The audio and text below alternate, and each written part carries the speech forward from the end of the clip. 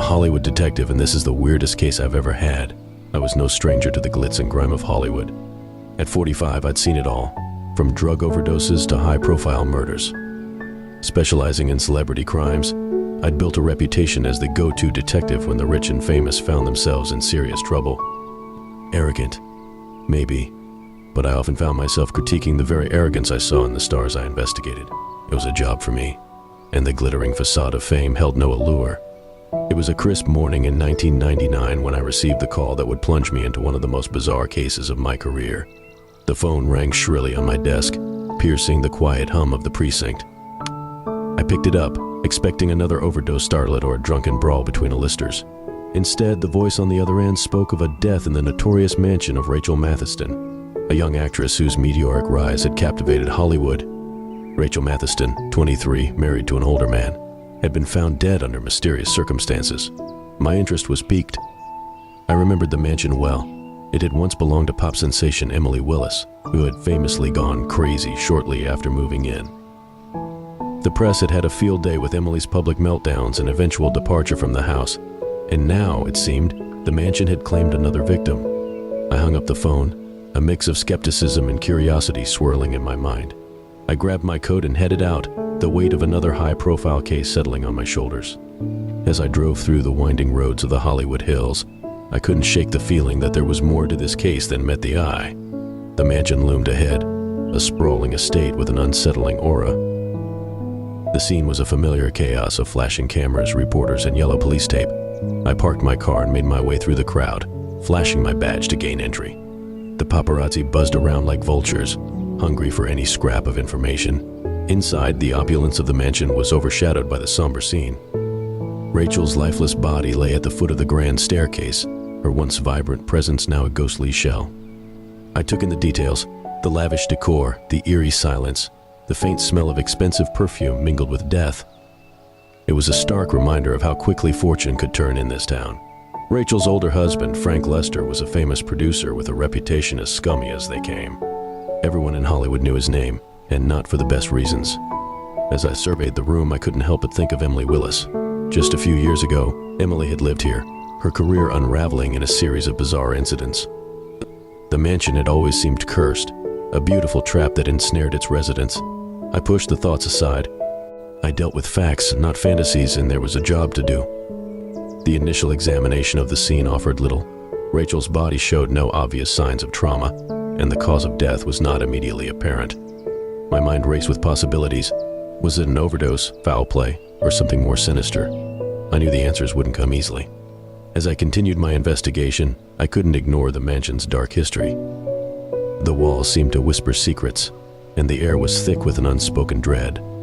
I would have to dig deep, uncovering the layers of fame, tragedy, and possibly the supernatural, to get to the truth. Rachel looked almost peaceful, as if she'd simply decided to lie down and never get up again. There were no apparent signs of trauma, no blood, no bruises. It was as if life had just quietly slipped away. The first responders had already cordoned off the area, and I made my way over to the officer in charge. "What have we got?" I asked, keeping my voice low. "Not much, Detective," he replied. "No signs of forced entry, no immediate cause of death. It's a real mystery." I nodded, my mind racing through the possibilities. Overdose seemed likely given Hollywood's penchant for excess, but something about the scene felt off. The mansion's history loomed large in my mind. Emily Willis, the pop star who had lived here before Rachel, had famously unraveled within these walls. Her public meltdowns and subsequent departure had only added to the mansion's dark reputation. I couldn't shake the feeling that there was something more here, something beneath the surface. As I looked around the lavishly decorated room, my eyes were drawn to small details: a vase slightly askew, a rug with a corner turned up. Little things that hinted at a struggle or at least a hurried exit. Rachel's husband, Frank Lester, was nowhere to be seen, but I knew I'd have to talk to him soon. His reputation as a scummy producer preceded him, and I had no doubt he'd have plenty to say, or not say, about his young wife's untimely death.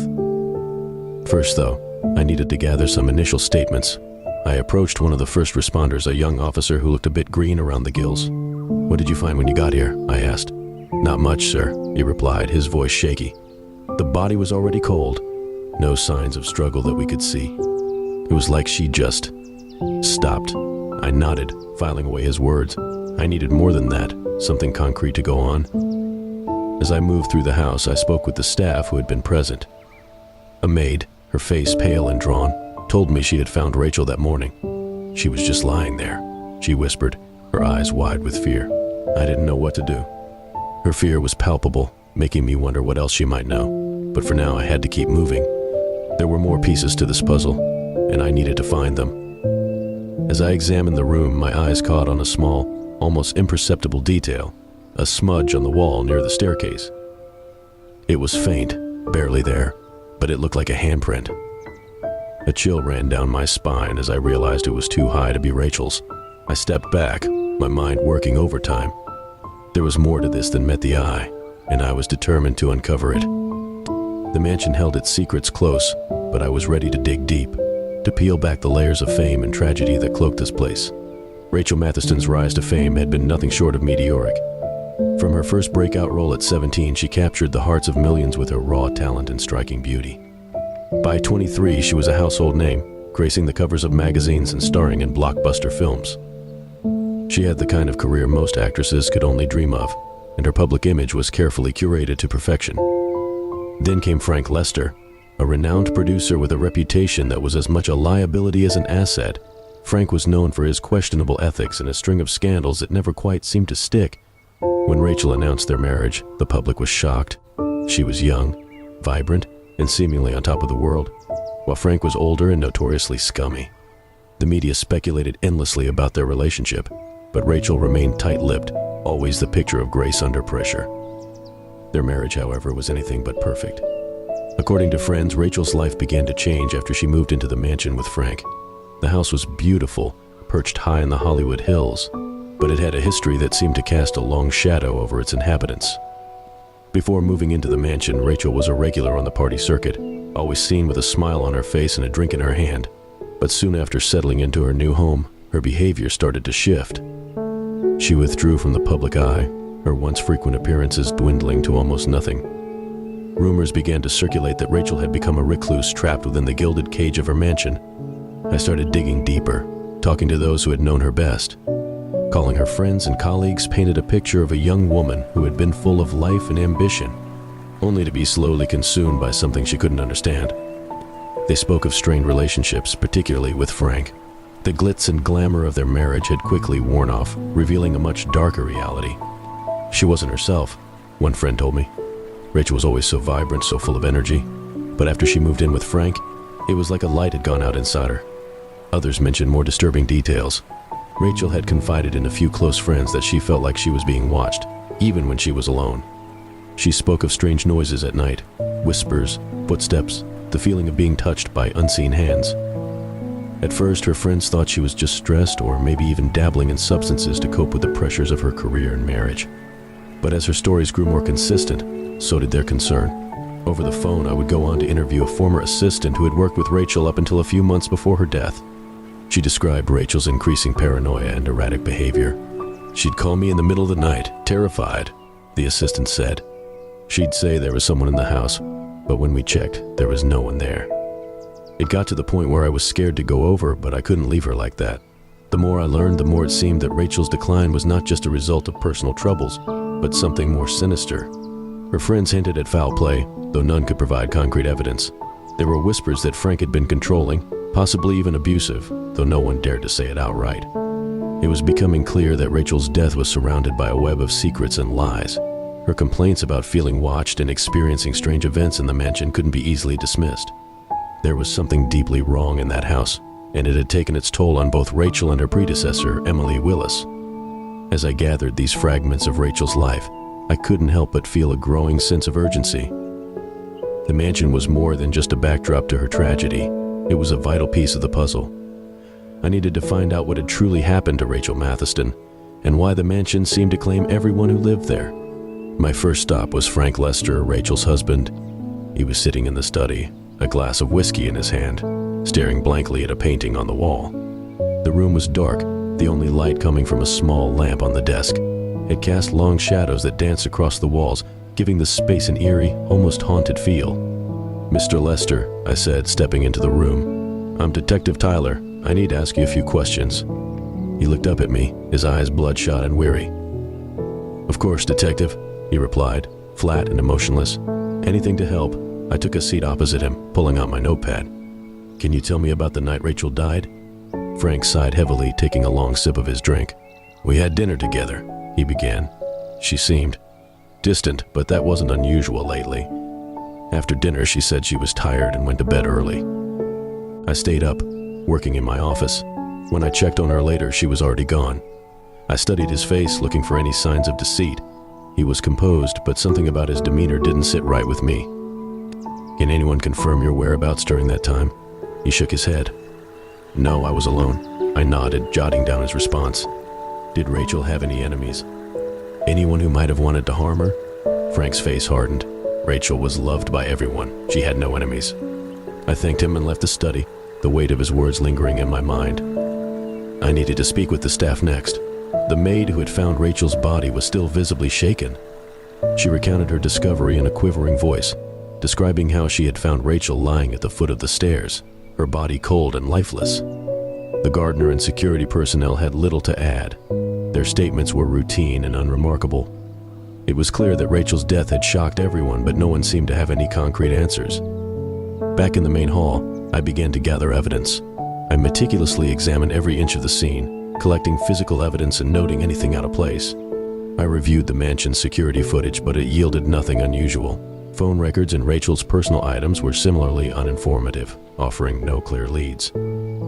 As I explored the mansion, the sense of unease grew. The house was vast, with countless rooms and corridors that seemed to stretch forever. Each step I took echoed through the halls, amplifying the silence that hung heavy in the air. In one of the upstairs bedrooms, I noticed something odd. A section of the wall didn't quite match the rest of the room. It looked like an ordinary part of the wall, but I realized it was slightly ajar upon closer inspection. Pushing it open, I discovered a hidden door that blended seamlessly with the surrounding wall when closed. Behind the door was a small hidden room. Dust covered the furniture, and the air was thick with the scent of decay. I found old photographs of a young girl and a man on a dusty table. The girl looked eerily familiar. It was Martha Franklin, the famous child actor who had gone missing years ago. The man, her father Ronald, had committed suicide shortly after her disappearance. The room sent a chill down my spine. It was a grim reminder of the mansion's dark past, and I couldn't shake the feeling that it was somehow connected to Rachel's death.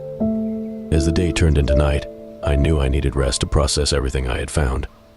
I headed home, my mind racing with the day's discoveries. As I lay in bed, my thoughts kept returning to the mansion and the secrets it held. Exhaustion eventually pulled me into a restless sleep.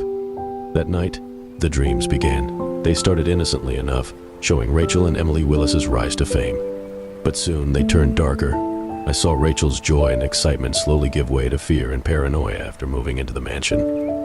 Emily's dreams were similar, showing her descent into madness, her public meltdowns, and her eventual departure from the house. These dreams felt more like memories than figments of my imagination. I woke up drenched in sweat, my heart pounding, the line between reality and the paranormal blurring more with each passing day.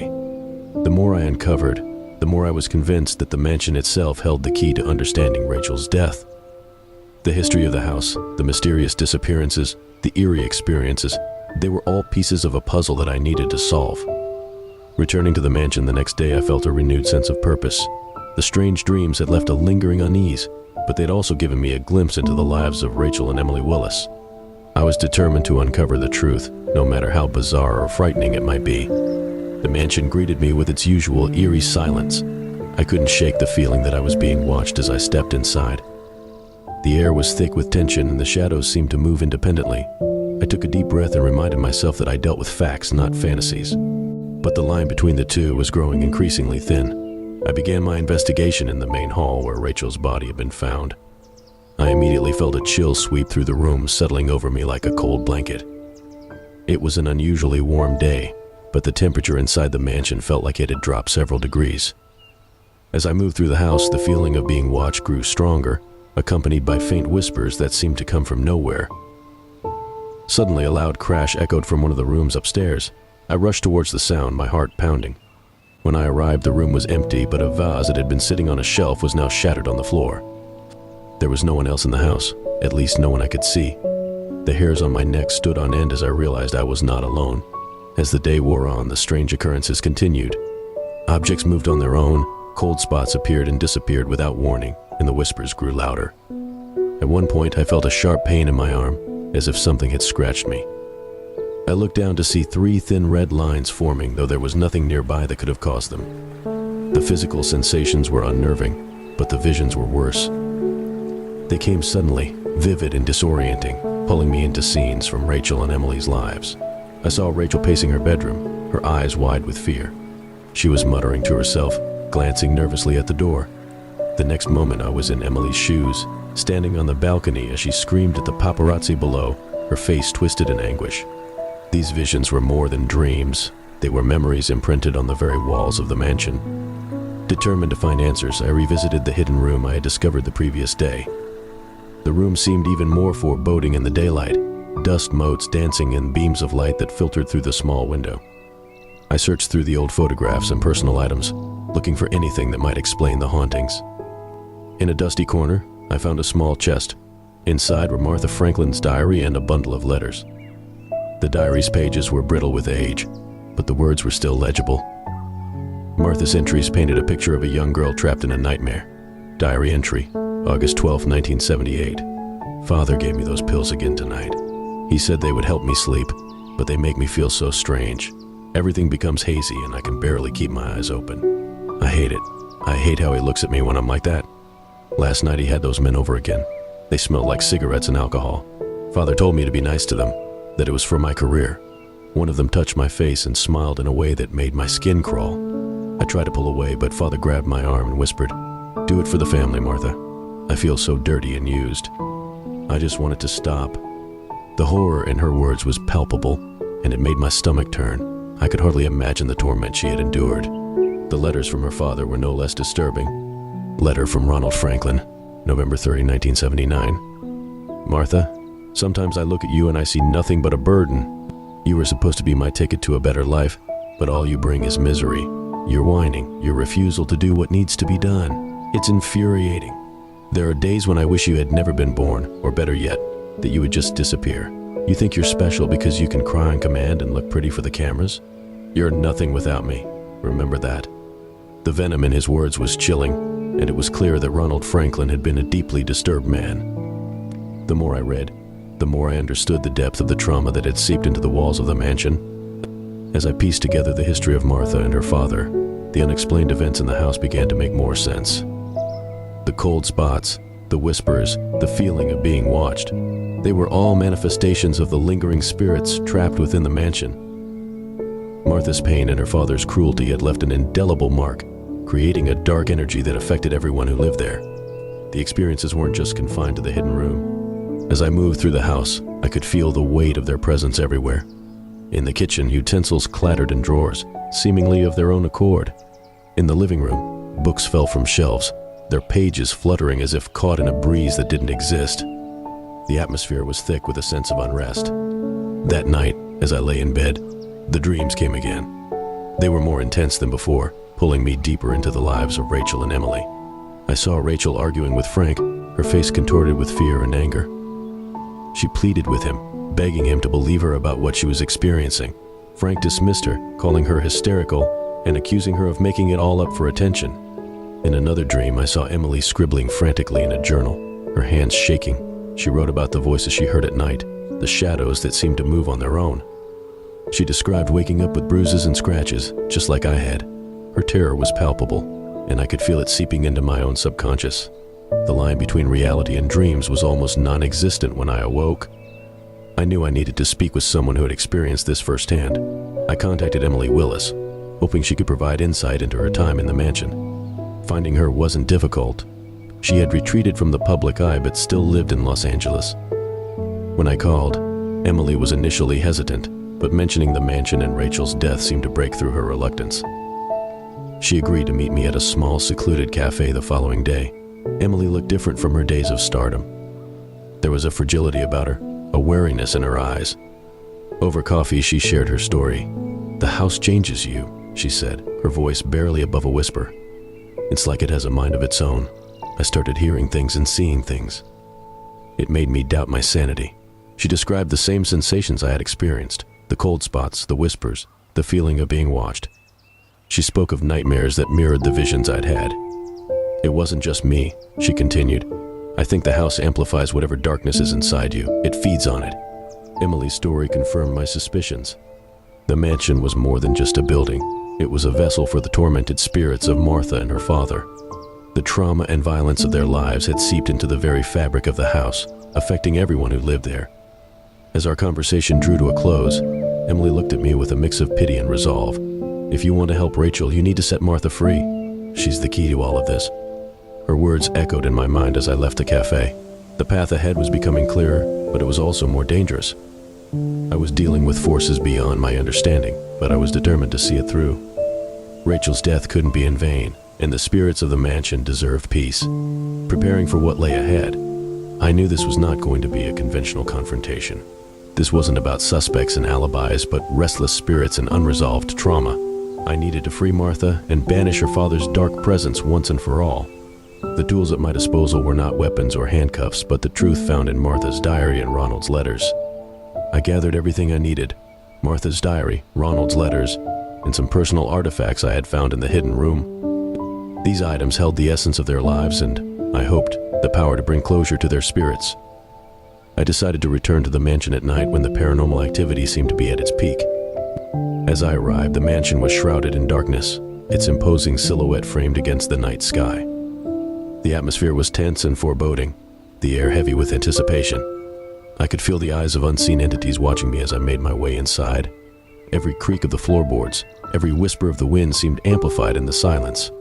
I headed straight for the hidden room, the epicenter of the mansion's dark energy. Once inside, I arranged Martha's artifacts carefully on the dusty table, creating a shrine of sorts.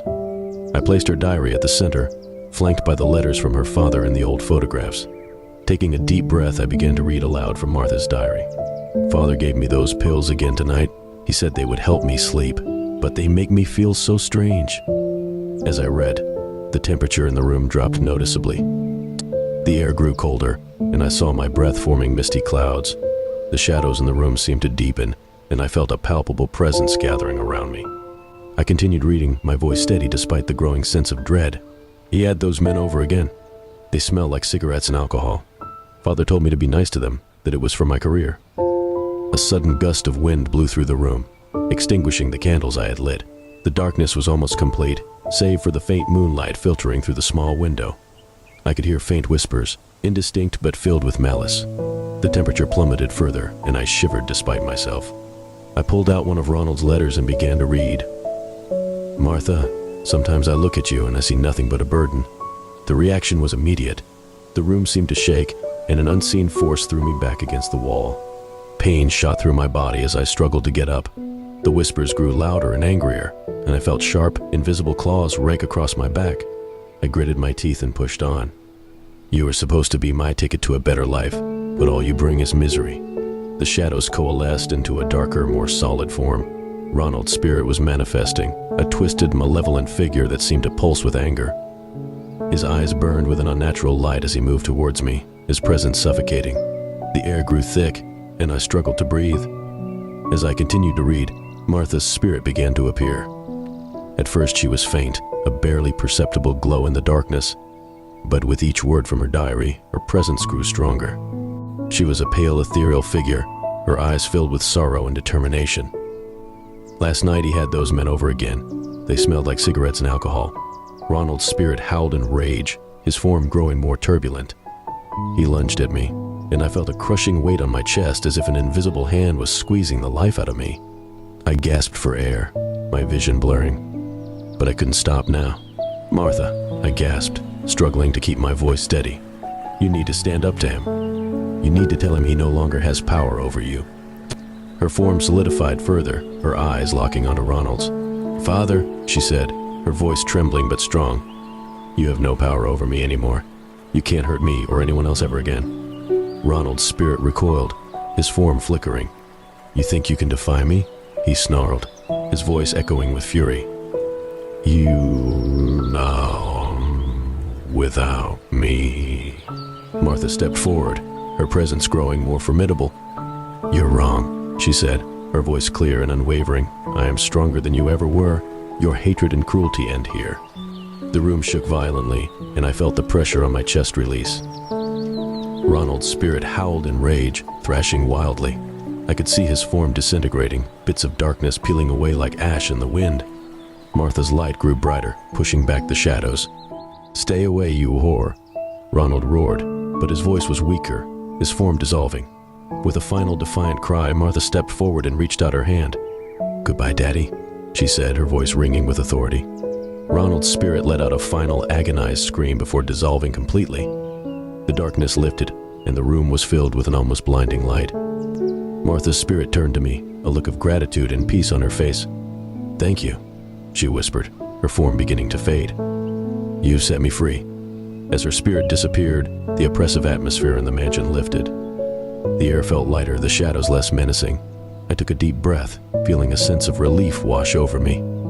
The spirits of the mansion had been released, and their torment had finally ended. In the aftermath, I stood in the hidden room, reflecting on what had just transpired. The mansion felt different now, its dark history confronted and laid to rest. I gathered the artifacts and carefully placed them back in the chest. They were no longer needed to keep the spirits at bay, but would serve as a reminder of the mansion's turbulent past. As I left the mansion, I contemplated its future.